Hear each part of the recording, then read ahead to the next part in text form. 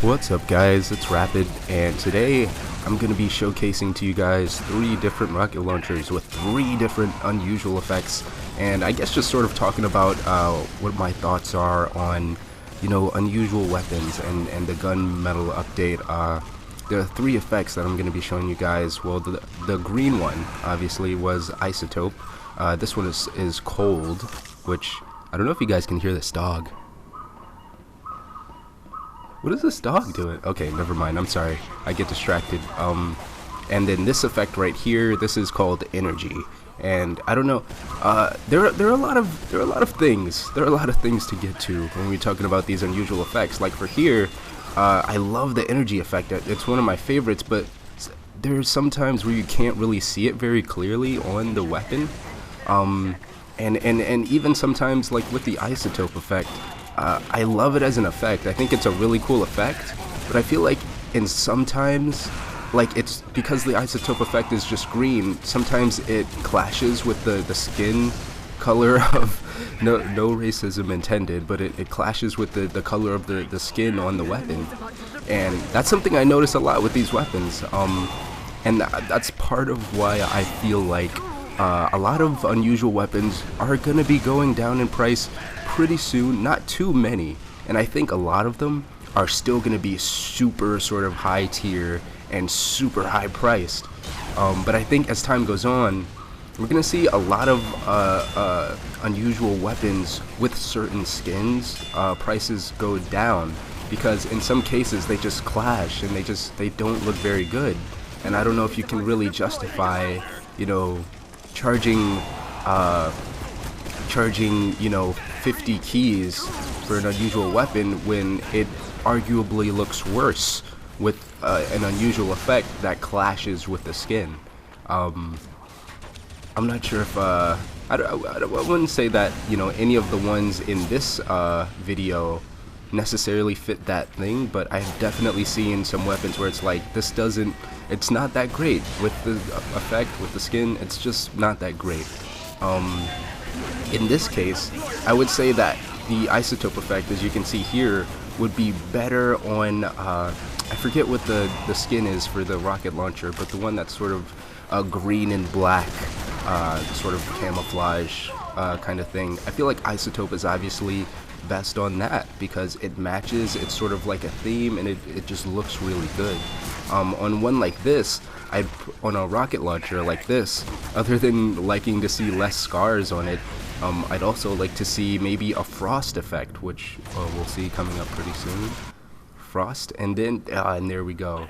So for me, I would switch the effect on this gun and the last gun, because I feel like the isotope effect would look so much better on this weapon, and the frost effect would have looked so much better on that weapon. Do you see what I mean? But I mean, not to say that this one doesn't look good. This one still looks amazing, right?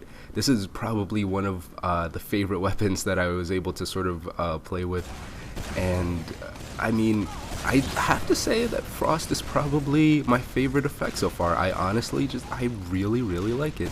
I like energy, I like isotope, but I have to say frost is, no pun intended, the coolest effect that I've seen so far. I haven't been able to see or get my hands on a rocket launcher with the heat effect yet. I'm hoping to you know, get my hands on one of those pretty soon.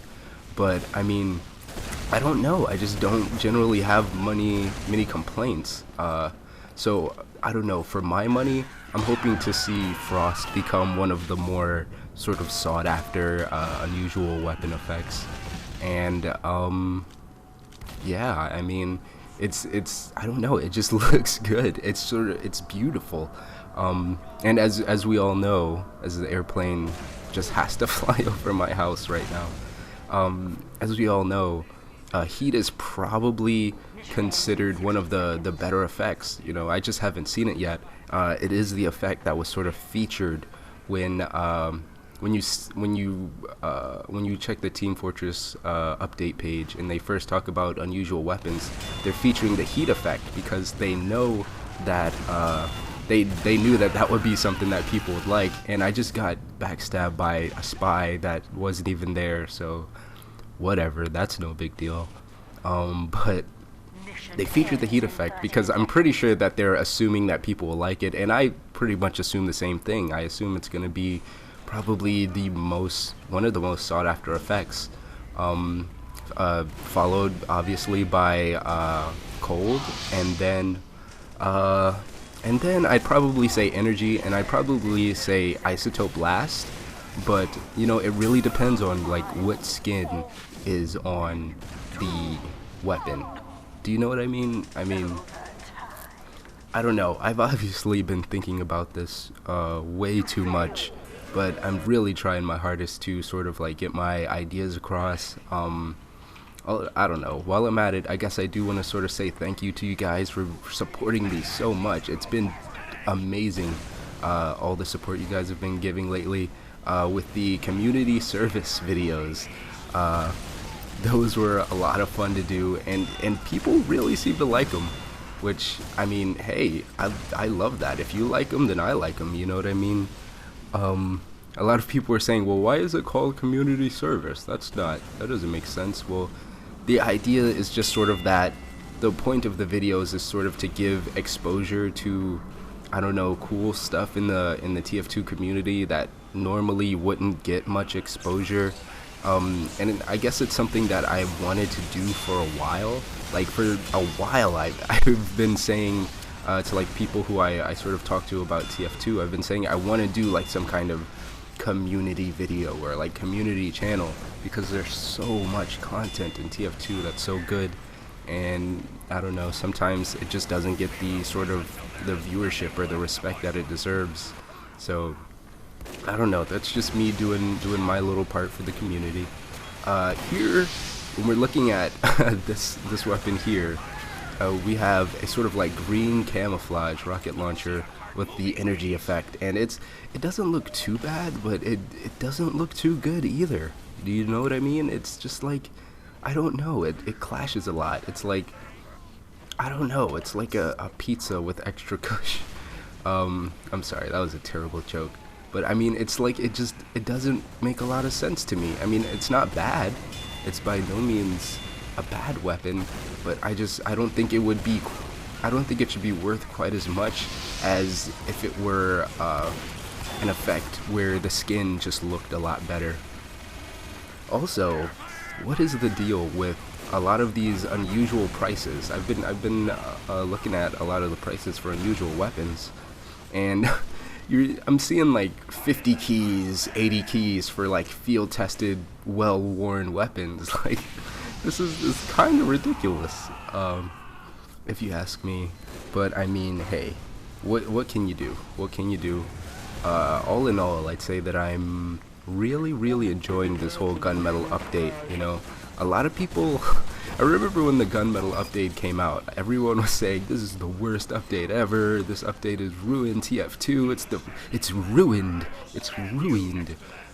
But no, I'd say it's pretty good. I like it. I actually like this update a lot. I don't think that a lot of people thought that they had gone too far, that Valve went too far in sort of copying CSGO, which, I mean, if these changes were permanent changes, I would agree that, I mean, permanently turning TF2 into CSGO is kind of ridiculous.